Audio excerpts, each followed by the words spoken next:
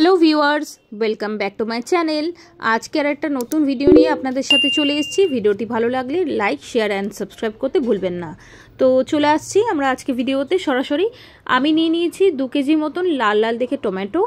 এবার আমি টমেটোগুলোকে কিউব আকারে ছুরির সাহায্যে একে একে কেটে নেব।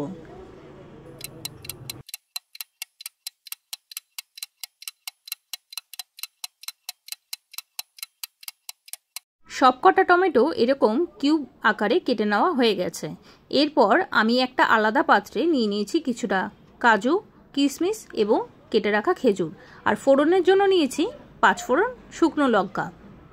এরপর কড়াই গরম করতে বসিয়ে দিয়েছি এবং কড়াইটা যখন গরম হয়ে গেছে তাতে আমি দিয়ে দিয়েছি সর্ষের তেল। সর্ষের তেলটা যখন গরম হয়ে যাবে তখন আমি তাতে দিয়ে দেব ওই 5 ফোড়ন এবং শুকনো লঙ্কা। 5 ফোড়ন এবং শুকনো লঙ্কা আমি কিছুক্ষণ তেলের মধ্যে তেলে নেব। যখন এগুলো প্রায় ভাজা হয়ে যাবে তখন কিন্তু আমি তাতে দিয়ে দেবো কিউব করে কেটে রাখা সেই টমেটোর টুকরোগুলো। কেটে রাখা সমস্ত টমেটোর টুকরোগুলোই আমি কিন্তু কড়াইতে দিয়ে দেবো এবং খুন্তির সাহায্যে আমি কিন্তু একটু উল্টে পাল্টে ভেজে নেব। কিছুক্ষণ টমেটোগুলোকে নাড়িয়ে ছাড়িয়ে ভেজে নেওয়ার পরেই এগুলো কিন্তু নরম হয়ে আসবে। তারপর আমি কিন্তু তাতে দিয়ে দেবো স্বাদমতো নুন এবং একটুখানি হলুদ গুঁড়ো।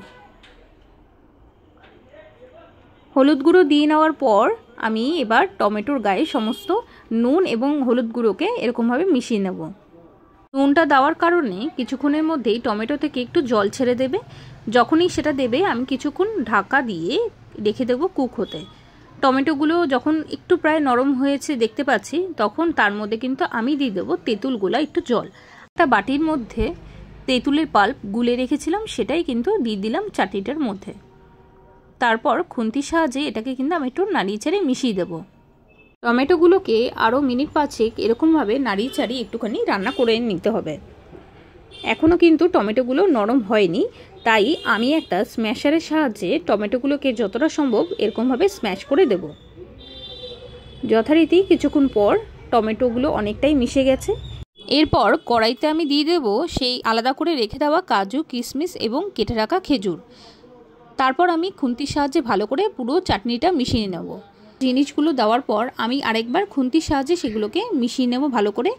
এরপর আমি মিষ্টির জন্য এখানে দেবো কিন্তু 400 গ্রাম মতন গুড়। আপনারা চাইলে চিনিও ব্যবহার করতে পারেন।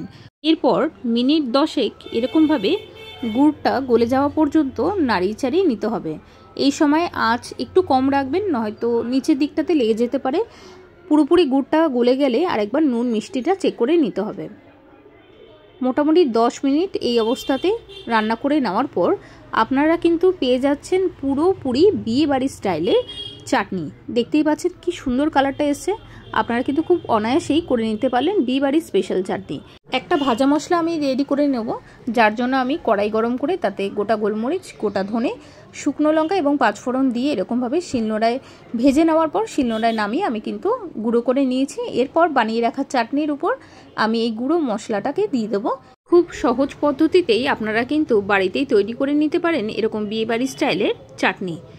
আজকের এই ভিডিওটি আপনাদের যদি ভালো লেগে থাকে তাহলে অবশ্যই কিন্তু একটা লাইক করবেন, কমেন্টস করবেন এবং আমার চ্যানেলটির পাশে থাকবেন। Thank you.